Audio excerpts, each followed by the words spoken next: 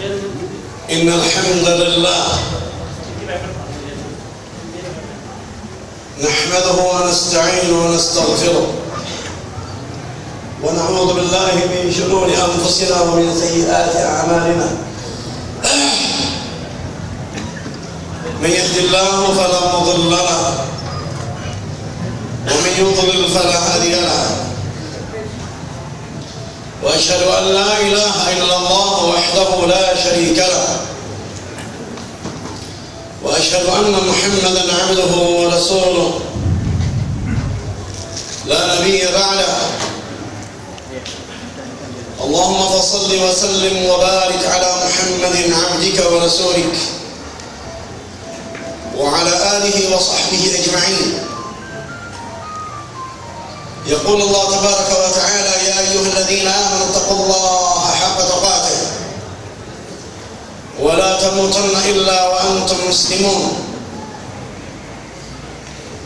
قال جل وعلا: يا أيها الناس اتقوا ربكم الذي خلقكم من نفس واحدة وخلق منها زوجها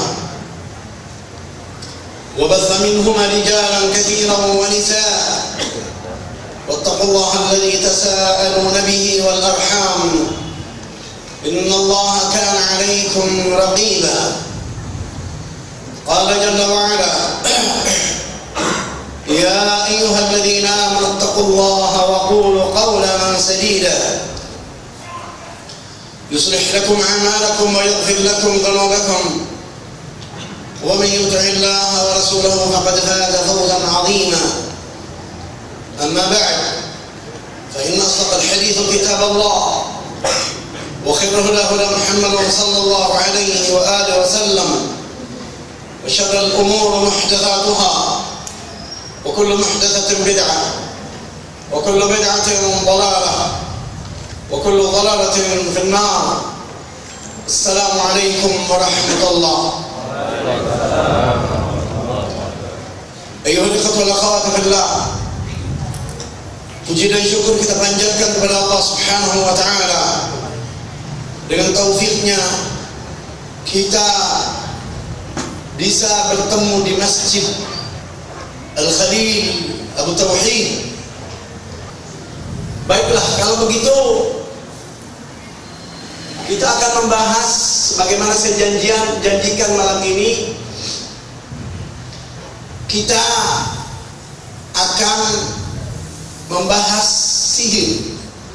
Yang mana saya tidak tahu kajian itu ada di sini. Waktu itu saya janjian dengan Mas Rofin, kita akan membahas sihir dengan memberikan penangkal sihir. Ada beberapa buku doa yang untuk dibaca, doa harian. Kemudian maka saya akan membahas sihir. Taib. Ayyuhal ikhwatu fillah, ayyuhal ikhwatu wal akhwat fillah. Perlu kita ketahui bahwasanya sihir itu ada, magic itu ada, dan tidak menolaknya kecuali kaum Mu'tazilah. Menurut Ahlussunnah, sihir itu memang ada. Pelakunya ialah syaitan, dan Rasul pun pernah terkena sihir sallallahu alaihi wasallam. Lalu menurut orang sekarang namanya magic. Lalu magic itu terbagi menjadi dua, ada black, ada white. Ada hitam, ada putih. Kalau dia hitam pakai kayak model belangkon, kalau dia putih dia pakai surban. Ini dua-duanya sihir. Sihir itu bisa dilakukan oleh orang Islam dan bisa dilakukan oleh orang-orang non-Islam. Di dalam Al-Quran Allah menyatakan dalam surat Al-Baqarah ayat 101, wattaba'u, 102, A'udzu billahi minasy syaithanir rajim. Wattaba'u ma tatlu asy-syayatin 'ala mulki Sulaiman wa ma kafara Sulaiman walakinna asy-syayatin kafaru yu'allimuna an-nasa وما أنزل على الملكين ببابل هاروت وماروت وما يعلمان من أحد حتى يقولا إنما نحن فتنة فلا تكفر فيتعلمون منهما ما يفرقون به بين المرء وزوجه وما هم بضارين به من أحد إلا بإذن الله ويتعلمون ما يضرهم ولا ينفعهم ولقد علموا لمن اشتراه ما له في الآخرة من خلاق ولبئس ما شروا به أنفسهم لو كانوا يعلمون. Dan mereka mengikuti apa yang dibaca oleh syaitan-syaitan pada masa kerajaan Sulaiman, dan mereka mengatakan bahwa Sulaiman itu mengerjakan sihir, padahal Sulaiman tidak kafir, tidak mengerjakan sihir. Hanya syaitan-syaitan itulah yang kafir, mengerjakan sihir. Mereka mengerjakan sihir kepada manusia dan apa yang diturunkan kepada dua orang malaikat di negeri Babil, yaitu Harut dan Marut. Sedang keduanya tidak mengajarkan sesuatu kepada seseorang pun sebelum mengatakan, sesungguhnya kami hanya cobaan bagimu, sebab itu janganlah kamu kafir. Maka mereka mempelajari dari kedua malaikat itu apa yang dengan sihir itu mereka dapat menceraikan antara seorang suami dengan istrinya. Dan mereka itu ahli sihir, tidak memberi mudarat dengan sihirnya kepada seorang pun kecuali dengan izin Allah. Dan mereka mempelajari sesuatu yang memberi mudarat kepadanya dan tidak memberi manfaat. Demi sesungguhnya mereka telah meyakini bahwa barang siapa yang menukar kitab Allah dengan sihir itu, dia adalah baginya keuntungan di akhirat. Dan amat jahatlah perbuatan mereka menjual dirinya dengan sihir kalau mereka mengetahui. Sedangkan sehubungan dengan firman-Nya, dan mereka mengikuti apa yang dibaca oleh syaitan-syaitan. Di dalam tafsirnya dari Ibnu Abbas Al-Awfi mengatakan, yaitu ketika kerajaan Nabi Sulaiman sirna, sekelompok jin dan manusia murtad dan mengikuti hawa nafsu mereka. Jadi sekelompok jin dan manusia murtad. Jadi kalau ditanya, apakah mungkin jin untuk murtad? Naam, jin memungkinkan dia untuk murtad dari Islam keluar menjadi non-muslim. Kemudian ada jin beragama Nasrani, ada jin beragama Yahudi, ada jin bermacam-macam agama seperti yang dianut oleh manusia. Ada pula jin yang ateis tidak beragama sebagaimana manusia. Inilah jin-jin. Kemudian yang ada pula jin yang Islam, yang mana mereka terbagi menjadi dua. Ada yang fasik, ada pula yang saleh. Kemudian ketika jin-jin ini murtad keluar dari Islam di masa Sulaiman, namun setelah Allah mengembalikan kerajaan itu kepada Nabi Sulaiman, maka orang-orang tetap berpegang pada agama seperti sedia kala, Islam. Kemudian Nabi Sulaiman menyita kitab-kitab mereka dan menguburnya di bawah singgasananya. Setelah itu Nabi Sulaiman meninggal dunia, maka sebagian manusia dan jin menguasai kitab-kitab itu seraya mengatakan bahwa kitab ini berasal dari Allah yang diturunkan kepada Nabi Sulaiman. Jelas? Anda lihat bagaimana konspirasi kebohongan terjadi di kalangan jin dan manusia. Konspirasi ini bisa terjadi ketika konspirasi ini terjadi, tuduhan itu bisa terkena bukan hanya seorang muslim ataupun kafir, bukan bisa terkena seorang ustaz ataupun orang awam, nabi pun bisa terkena. Konspirasi kepada Nabi Sulaiman dituduhkan kepada beliau bahwasanya beliau yang mengajarkan sihir, padahal Nabi Allah Sulaiman lah yang mengumpulkan buku-buku sihir yang ditulis oleh manusia, dimusnahkan di masa beliau lalu dikuburkan. memusuhi sihir itu bukanlah perilaku yang baru, tetapi Bani Israel terlebih dahulu dulunya pernah memusuhi sihir. Lalu mereka pun membangun hak asasi dan demokrasi untuk membenarkan perilaku sihir ini, dan agar kaum muslimin pun tercebur di dalamnya. Lalu firman Allah Ta'ala, dan setelah datang kepada mereka seorang Rasul dari sisi Allah yang membenarkan apa kitab yang ada pada mereka, mereka semua mengikuti hawa nafsu yang dibacakan oleh para syaitan. Hawa nafsu itu berupa alat-alat musik, permainan, dan segala sesuatu yang menjadikan orang lupa berzikir kepada Allah. Dari Ibnu Abbas, Ibnu Abi Hatim meriwayatkan, Asif adalah juru tulis Nabi Sulaiman. Ia mengetahui Ismul A'zam, nama yang paling agung. jadi Ismul A'zam itu nama Allah yang paling agung, yang mana kalau orang berdoa meminta dengan nama itu mustahil ditolak. Itu namanya Ismullahul A'zam. Lalu beredar di kalangan orang-orang sufi, Allah itu punya 99 nama. Nah, yang satu itu apa? Dia bilang, kalau tahu ini berarti dia hebat dan dia berdoanya bakal mustajab. Lalu mereka pun mengatakan namanya Zatul Bukti. Ini kekufuran, ini nama jin, bukan nama Allah. Lanjut. Dia mencatat segala sesuatu atas perintah Nabi Sulaiman, lalu menguburnya di bawah singgasananya. Setelah Nabi Sulaiman wafat, syaitan-syaitan itu mengeluarkan tulisan-tulisan itu kembali, dan mereka menulis sihir dan kekufuran di antara setiap dua barisnya. Subhanallah, dicampur antara yang hak dengan yang sebagaimana azimat yang ada pada saat sekarang ini mereka lakukan. Tulisannya tulisan Arab, lalu ditambah dengan berbagai macam nama jin dan malaikat. Bahkan ada nama-nama kabut, berhala. Hanya tulisannya tetap dalam tulisan Arab, diaduk antara yang hak dengan yang batil. Lanjut. Kemudian mereka mengatakan, inilah kitab pedoman yang diamalkan Sulaiman. Dituduhkannya hal itu kepada Sulaiman. Dia tuduhkan kebatilan itu membawanya ialah Nabi yang membawa hak. Lanjut.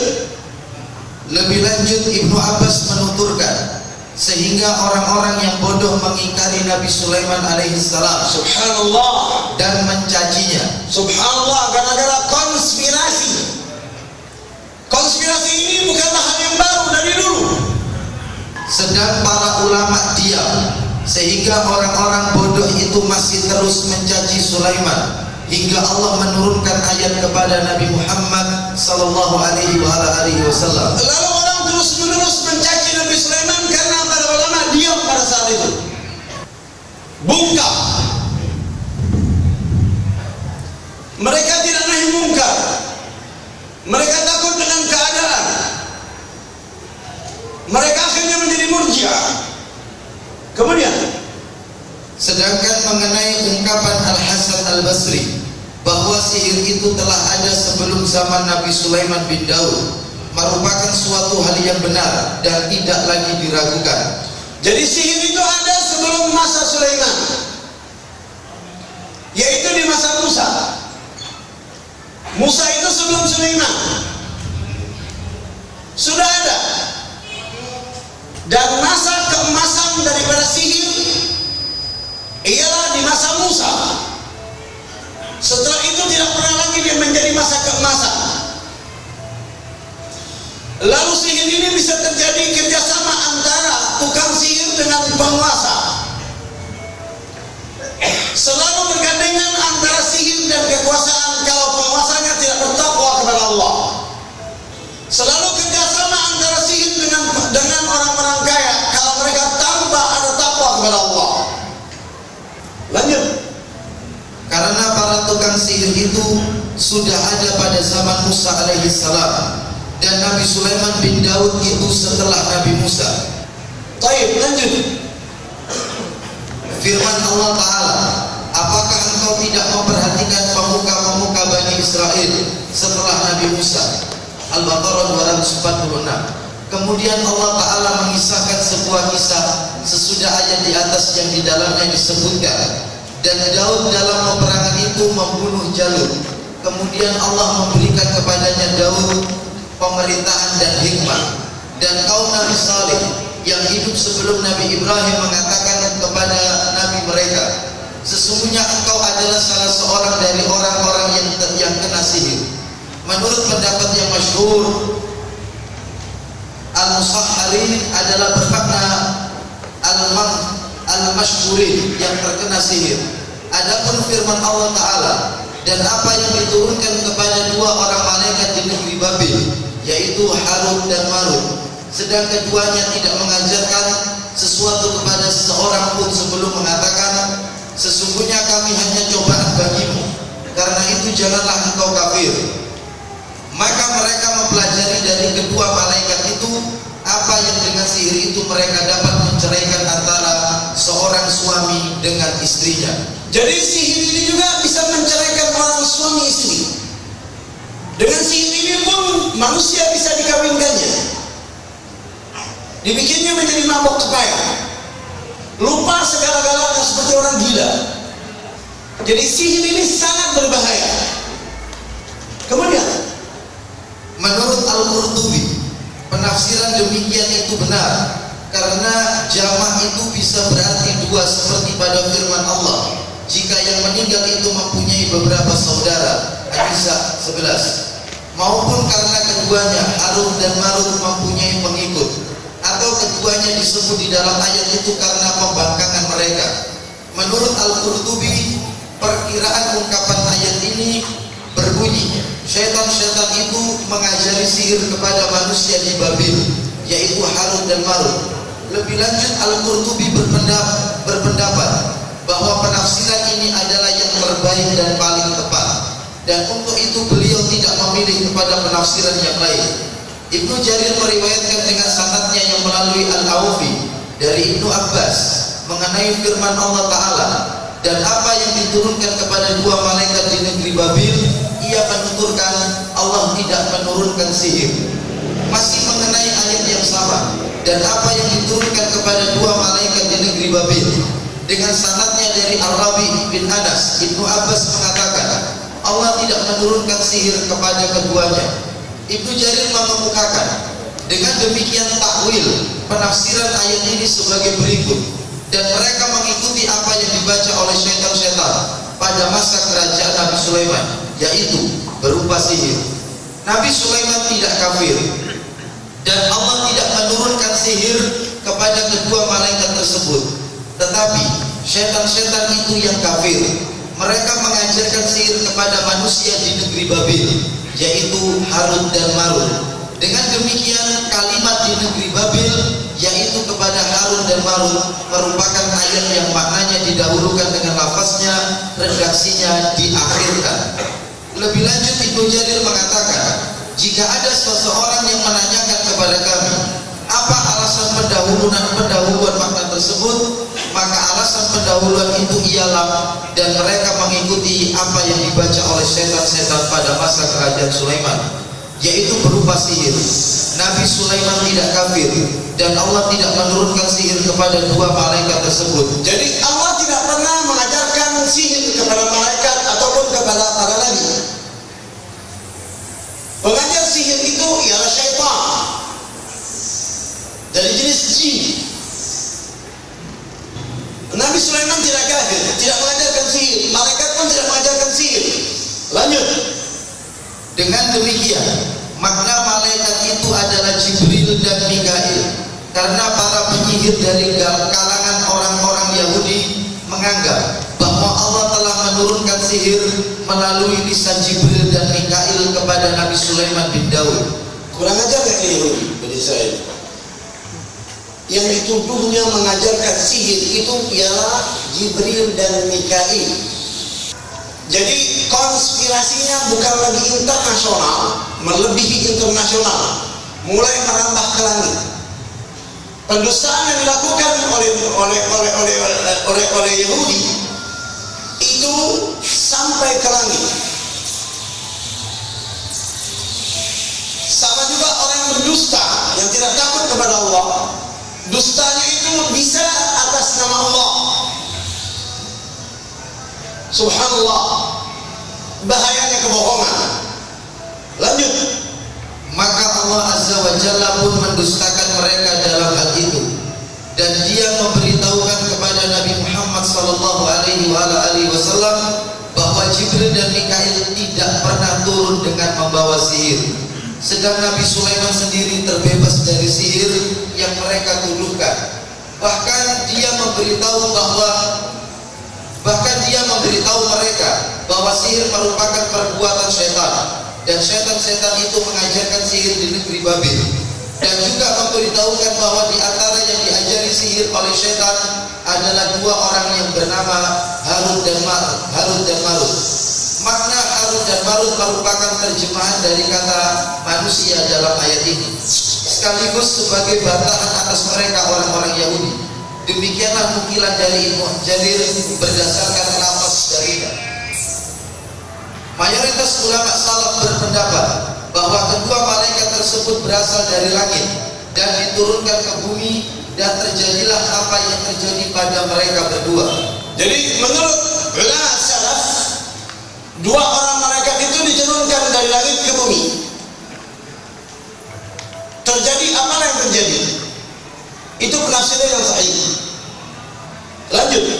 Firman Allah Ta'ala, sedang keduanya tidak mengajarkan sesuatu kepada seorang pun sebelum mengatakan, sesungguhnya kami hanya cobaan bagimu, karena itu janganlah engkau kafir. Dari Ibnu Abbas, Abu Ja'far Ar-Razi meriwayatkan, jika ada seseorang yang mendatangi keduanya karena menghendaki sihir, maka dengan tegas keduanya melarang peminat sihir tersebut seraya berkata, sesungguhnya kami ini hanya cobaan bagimu, karena itu janganlah engkau kafir. Yang demikian itu karena keduanya mengetahui kebaikan, keburukan, kekufuran, dan keimanan, sehingga mereka berdua mengetahui bahwa sihir merupakan suatu bentuk kekufuran. Jadi malaikat yang berdua pun mengatakan sihir itu bentuk daripada kekufuran. Setiap orang yang mempelajari sihir, setiap orang yang mempelajari sihir dan mempercayainya dan melakukannya, ia kafir. Makna dia kafir, baik itu white ataupun black, baik berserban ataupun pakai belangkon, dua-duanya kafir. Karena tidak ada magic menurut Islam, tidak ada sihir menurut Islam. Islam tidak mengajarkan sihir kepada manusia. Lanjut. Sebagian ulama menjadikan ayat ini sebagai dalil untuk mengkafirkan orang yang mempelajari sihir. Itu jelas ya. Hukumnya mempelajari sihir itu kafir. Lalu nanti kita dikatakan oleh orang-orang Murji'ah takfiri. Padahal hukumnya dalam Al-Quran dan tafsir jelas para ulama mengkafirkan orang-orang yang belajar. Lalu kaum Murji'ah akan menolak. Ini bahaya Murji'ah. Lanjut. Dan memperkuatnya dengan hadis yang diriwayatkan Al-Hafiz Abu Bakar Al-Bazzar dari Abdullah, ia mengatakan, barang siapa yang mendatangi dukun atau tukang sihir lalu ia mempercayainya, berarti ia telah kafir terhadap apa yang diturunkan kepada Muhammad sallallahu alaihi wasallam. Hadis ini sahih. Hadis ini sahih bahwasanya mendatangi dukun dan mempercayainya itu kafir. Dan ini banyak terjadi di kalangan para wanita. Dan ini hal tersebut banyak terjadi di kalangan wanita. Hati-hatilah Anda dengan terhadap istri-istri Anda dan anak-anak Anda. Fitnah ini biasanya cenderung kepada para wanita, dia tidak sabar. Sabar itu sangat dibutuhkan. Lanjut.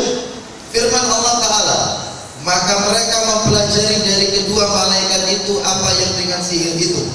Mereka dapat menceraikan antara seorang suami dengan istrinya. Artinya, Orang-orang pun mempelajari ilmu sihir dari Harut dan Marut yang mereka gunakan untuk hal-hal yang sangat tercela, seperti membuat terjadinya perceraian antara pasangan suami istri, padahal tadinya mereka akur dan harmonis, dan ini termasuk perbuatan syaitan.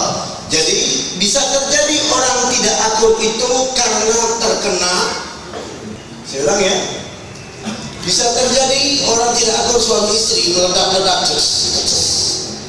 ini karena sihir. Siapapun bisa terkena. Lalu Anda pun ada solusi, ruqyah. Tetapi Anda tidak boleh meminta agar Anda diruqyah. Anda tidak masuk surga. Saya ulang ya, tidak akan masuk surga kata Rasulullah SAW orang yang meminta agar dia diruqyah. Tetapi ruqyah itu boleh, syar'i boleh, sah seseorang diruqyah. Tetapi ada pihak ketiga yang meminta kepada tukang ruqyah agar dia diruqyah. Tidak boleh langsung. Jadi yang tidak boleh ruqyah atau tidak boleh meminta langsung diruqyah. Diminta langsung, meminta kepada tukang ruqyah untuk meruqyah Anda langsung tidak boleh. Tetapi boleh pihak tiga. Dan orang yang meruqyah ini akidahnya harus salah. Kalau dia tidak akidah salah, tidak boleh dia meruqyah. Tidak boleh